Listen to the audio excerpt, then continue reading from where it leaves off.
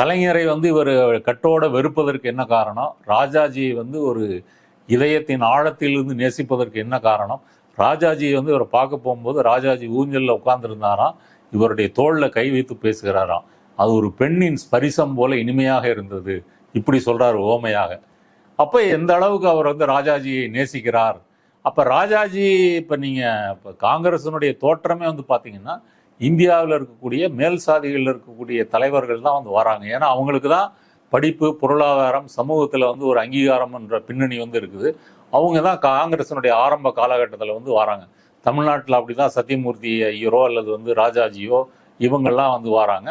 Even நீங்கள் வந்து நீதி கட்சியில் கூட ஆரம்பத்தில் வந்து பார்த்தீங்கன்னா பார்ப்பனர் அல்லாத சாதிகளாக இருந்தால் கூட பொருளாதார ரீதியாக கொஞ்சம் மேல்நிலையில் இருக்கிறவங்க தான் தலைவர்களாக வந்து வராங்க.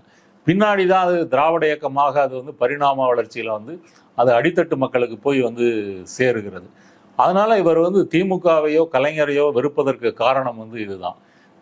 ஜெயலலிதாட்ட கூட ஒரு முரண்பாடு வர்றதுக்கு என்னன்னா ஒரு தனிப்பட்ட ஈகோ தான். நீ எல்லாம் பெரிய ஆள், என்ன இருந்தாலும் நீ வந்து சினிமாவில் நடிச்சவ தானே அப்படின்ற ஒரு ஆணாதிக்க திமிர் கொண்ட பார்வை தான் வந்து ஜெயலலிதாவை வந்து ஒரு ஊழலுக்காக வந்து ஏற்றிருந்தார் அப்படின்னு சொன்னா அதிமுகவில் சேர்ந்திருக்கவே கூடாது.